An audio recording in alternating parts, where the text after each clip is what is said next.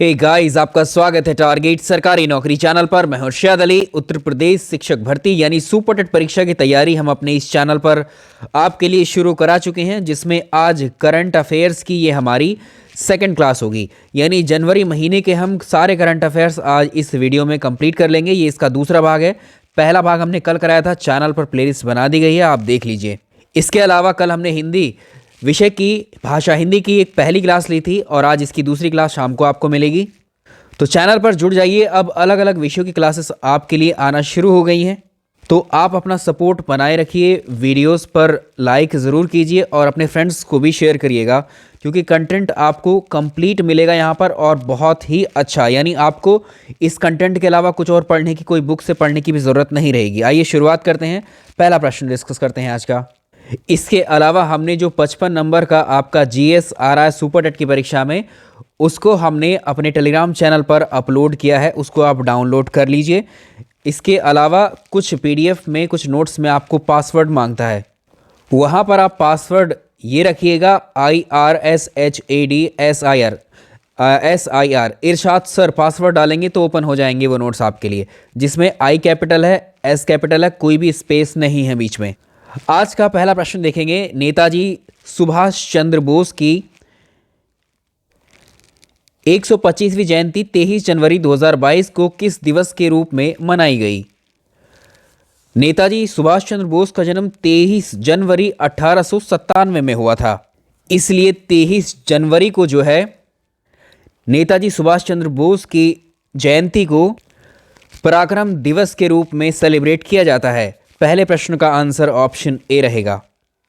प्रश्न number 2 important है, mark कर लीजिए। इंडोनेशिया ने अपनी राजधानी को बदलने का फैसला किया है और इंडोनेशिया की नई राजधानी अब इनमें से क्या होगी? बड़ा ही महत्वपूर्ण प्रश्न है ये आपके लिए, इस साल की परीक्षाओं के लिए भी। पहला प्रश्न भी, दूसरा भी, सारे प्रश्नों को हमने बहुत अच्छी जो प्रश्न है उन्हीं को कलेक्ट किया है यहाँ आपके लिए। और आपको पता है हमारा जो करंट अफेयर्स है वो पेपर्स में बहुत रिपीट होता है, मतलब यहाँ से जो पढ़ते हैं हम वो क्वेश्चंस आपको डेफिनेटली मिलते हैं परीक्षा में आपकी।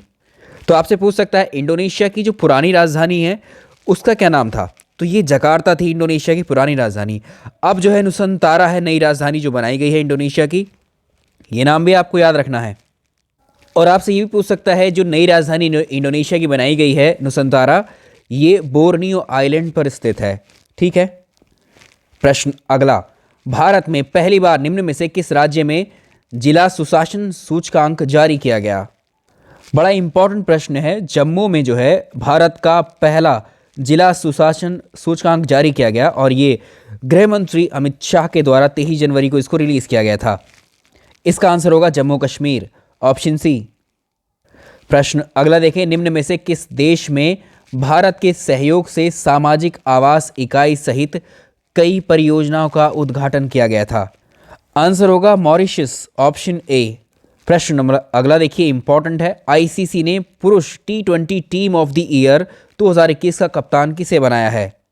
इसका आंसर होगा ऑप्शन डी, बाबर आजम। तो आईसीसी ने पुरुष T20 team of the year 2021 का जो कैप्टन चुना है वो बाबर आजम को चुना है। प्रश्न अगला देखें। नई दिल्ली में स्थित इंडिया गेट पर अमर जवान ज्योति को राष्ट्रीय समर स्मारक की लौ के साथ में विलय किया गया। इस संदर्भ में निम्न कथनों में से कौन से सत्य हैं? पहला स्टेटमेंट है या पहली इंफॉर्मेशन इसके बारे में है, ज्योति विलय समारोह एयर मार्शल बलभद्र राधाकृष्णन की अध्यक्षता में संपन्न हुआ था। स्टेटमेंट पहला, ज्योति विलय समारोह में एयर मार्शल बलभद्र राधाकृष्णन की अध्यक्षता में संपन्न हुआ, ये बात ठीक है। राष्ट्रीय समर स्मारक में सभी युद्धों में शहीद हुए भारतीय सैनिकों के नाम अंकित हैं, ये बात भी ठीक है।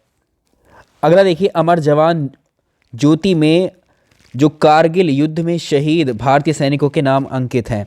ये कारगिल युद्ध में नहीं बल्कि भारत पाकिस्तान का जो 1971 वाला युद्ध हुआ था उसमें शहीद हुए सैनिकों के नाम अंकित है इसमें। तो इसका आंसर 1 और 2 ठीक रहेंगे।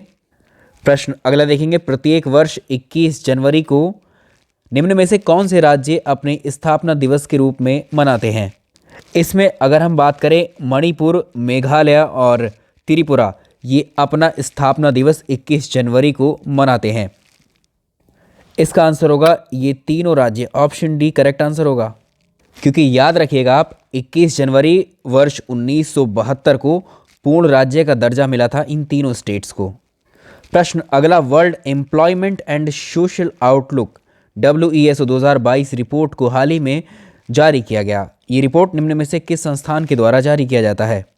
इसका आंसर होगा ILO, इंटरनेशनल लेबर ऑर्गेनाइजेशन, अंतर्राष्ट्रीय श्रम संगठन के द्वारा world employment and social outlook नाम की एक रिपोर्ट जारी की जाती है। इसका आंसर ऑप्शन सी।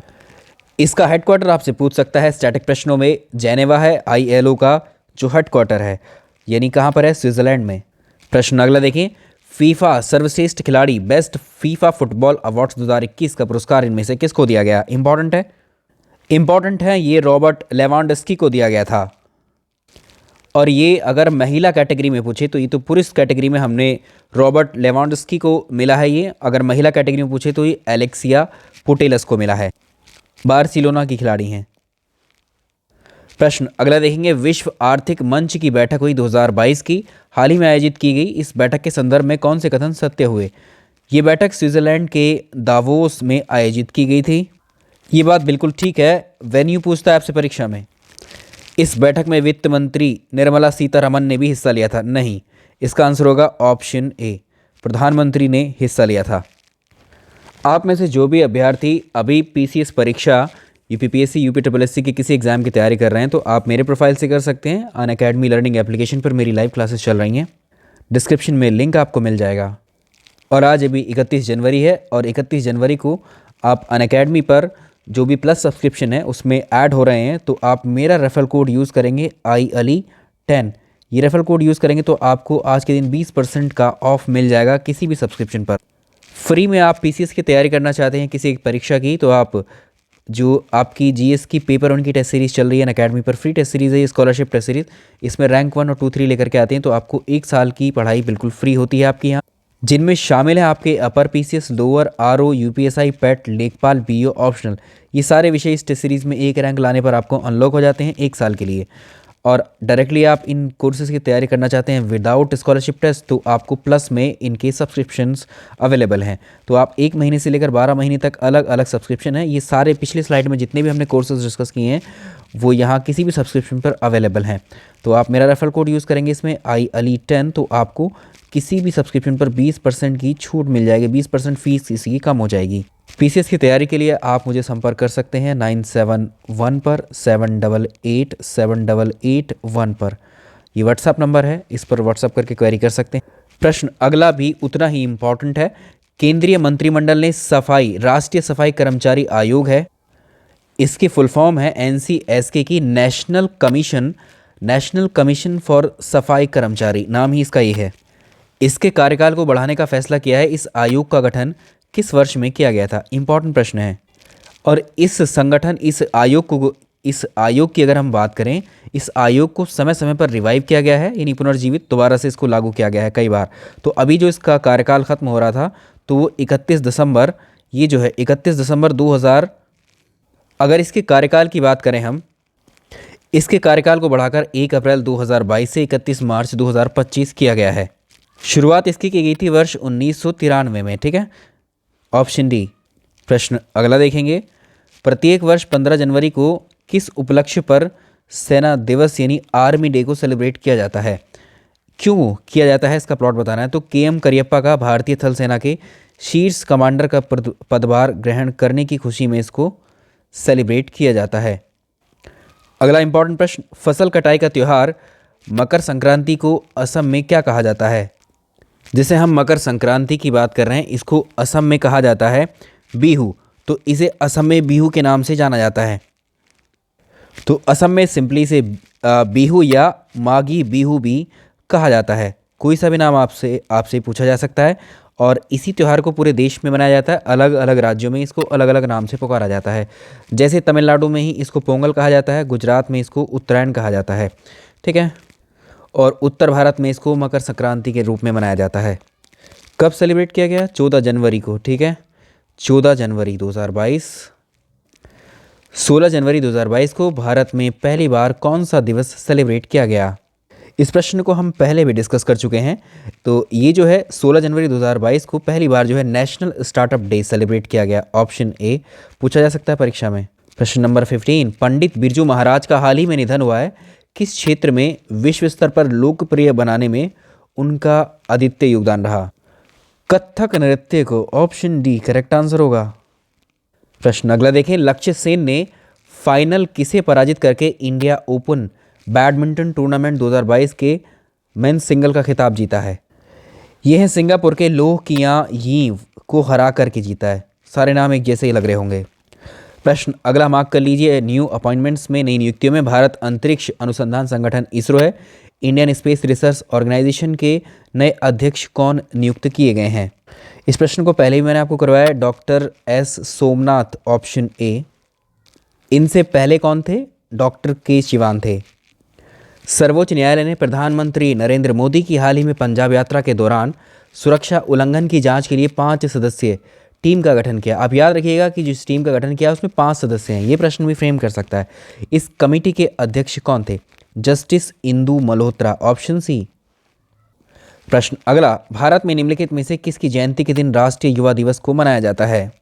12 जनवरी के दिन आध्यात्मिक गुरु स्वामी विवेकानंद। आंसर होगा ऑप्शन ए। स्वामी विवेकानंद की जयंती के दिन को हम राष्ट्रीय युवा दिवस के रूप में मनाते हैं। प्रश्न अगला, हाल ही में संपन्न हुए Syed Modi international badminton tournament 2022 के महिला एकल का खिताब किसने जीता? पहले ये याद रख लीजिएगा कि Syed Modi international badminton tournament का आयोजन कहाँ किया गया? लखनऊ में। लखनऊ उत्तर प्रदेश में इसका आयोजन किया गया और इसको पीवी सिंधु ने जीत लिया। Option D. प्रश्न अगला देखें, नेताजी रिसर्च ब्यूरो द्वारा नेताजी सुभाष चंद्र बोस की 125वीं जयंती के मौके पर निम्न में से नेताजी पुरस्कार, नेताजी अवार्ड 2022 से किसको सम्मानित किया गया? ये जापान के पूर्व प्रधानमंत्री रहे शिंजो आबे को नेताजी पुरस्कार 2022 से सम्मानित किया गया। अंतर्राष्ट्रीय क्रिकेट परिषद आईसीसी के निम्न में से किस भारतीय क्रिकेटर को महिला क्रिकेटर ऑफ द ईयर का पुरस्कार मिला? तो भारतीय महिला क्रिकेटर जो स्मृति मंधाना है, इनको महिला क्रिकेटर ऑफ द ईयर चुना गया। प्रधानमंत्री नरेंद्र मोदी ने हाल ही में प्रधानमंत्री राष्ट्रीय बाल पुरस्कार का वितरण किया था। अधिकतम कितने वर्ष तक की आयु के बच्चों को ये पुरस्कार दिया जाता है? इस पुरस्कार को 15 से 17 साल की उम्र के बच्चों को दिया जाता है। Option C. कुल मिलाकर 6 कैटेगरी ऐसी हैं जिसमें बच्चों को ये राष्ट्रीय पुरस्कार दिए जाते हैं। प्रधानमंत्री राष्ट्रीय बाल पुरस्कार इनमें शामिल है आपकी शैक्षिक उपलब्धि में कोई कार्य किया हो, नवाचार में, खेल में, कला संस्कृति में, समाज सेवा में और बहादुरी में। तो बहादुरी भी एक कैटेगरी है इसमें। प्रत्येक विजेता को इसमें एक तो मेडल मिलता है, पदक मिलता है और 1 लाख रुपए की राशि भी दी जाती है। भारत विश्व में खीरे का सबसे बड़ा निर्यातक बन गया है। अगर दुनिया की खीरे की आवश्यकता का लगभग कितना प्रतिशत उत्पादन भारत में किया जाता है? तो भारत में अगर हम देखते हो लगभग ये 15% उत्पादन किया जाता है पूरे विश्व का भारत में खीरा, कुकुम्बर। प्रश्न अगला देखिए, हाल ही में संपन्न हुए बहुराष्ट्रीय अभ्यास sea dragon 2020, exercise sea dragon 2022, ठीक है, इसमें भारत सहित कई देशों ने हिस्सा लिया। आयोजन कहाँ किया गया था? अमेरिका। इसका आंसर होगा ऑप्शन बी, अमेरिका में इसका आयोजन किया गया था। नेक्स्ट प्रश्न देखिए, पहली बार किसी मानव के शरीर में जो है सूअर के हृदय का सफलतापूर्वक प्रत्यारोपण ट्रांसप्लांट किया गया था। ये प्रत्यारोपण करने वाले डॉक्टर का क्या नाम है? ये प्रश्न हमने पहले भी करवाया था आपको, लेकिन वो सवाल डॉक्टर के नाम पर नहीं पूछा गया था। ये याद रखें कि इस देश में किया गया अमेरिका के, और अमेरिका की एक यूनिवर्सिटी है जिसका नाम है university of Maryland medical school. तो यहाँ के जो सर्जन हैं डॉक्टर बर्टले ग्रिफिथ, इन्होंने ये सर्जरी की थी। और उस व्यक्ति का नाम भी सेपरेटली पूछ सकता है, वो भी इम्पॉर्टेंट है। डॉक्टर जो बार्टले ग्रिफिथ हैं, इन्होंने 57 वर्ष के डेविड बेनेट को एक सूअर का हृदय ट्रांसप्लांट किया था। और इनको अगर देखा अभी तो बाद में मतलब सर्जरी के बाद में, ऑपरेशन के बाद में 3 से 4 दिन इनके स्वास्थ्य में मतलब बिल्कुल नॉर्मल रहा। और ये भी खबर है कि अगर ये जो ऑपरेशन अगर सक्सेसफुल रहा, इनकी हेल्थ रही और कब तक सर्वाइव कर पाते हैं उसके अकॉर्डिंग, तो ये सर्जरी को आगे भी जो है इम्प्लीमेंट किया जाएगा मेडिकल फील्ड में। बाकी मरीजों को भी इस तरह से बचाया जा सकेगा। हैनले पासपोर्ट इंडेक्स 2022 हाल ही में जारी किया गया। इस रिपोर्ट में पहले स्थान पर कौन सा देश है? इस रैंकिंग में अगर हम देखें, जापान और सिंगापुर प्रथम स्थान पर हैं, शीर्ष स्थान पर हैं। इसमें इंडिया की रैंकिंग भी हमें याद रखनी है, 83rd, ठीक है, 83rd, 83वां स्थान भारत को मिला है इस इंडेक्स में।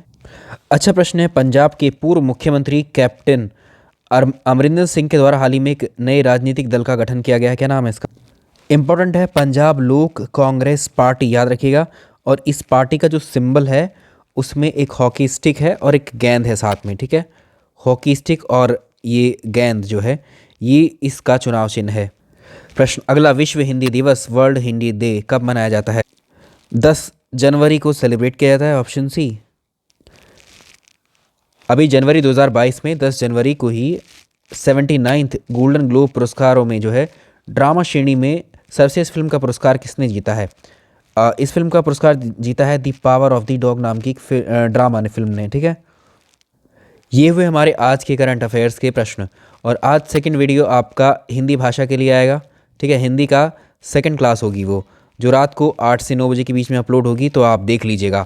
और इसके अलावा कल आपके लिए भारतीय संविधान की एक क्लास आएगी, ठीक है। भारतीय संविधान, भारतीय इतिहास में आधुनिक भारत के इतिहास की जीएस को लेके चलेंगे। बाकी विषय भी आपके कंप्यूटर, रीजनिंग, मैथ्स, आप लोग बोल रहे हैं साइंस वगैरह सब करा देंगे, आप चिंता मत करो बिल्कुल भी। अपना रिस्पांस अभी आपका अच्छा आ रहा है, मैं देख लूँ अभी, ठीक है। क्लासेस तो 2-2 3-3 अब आपको आती रहेंगी, आप उसकी चिंता मत करिएगा, लेकिन आप अपना रिस्पांस कम मत कीजिएगा।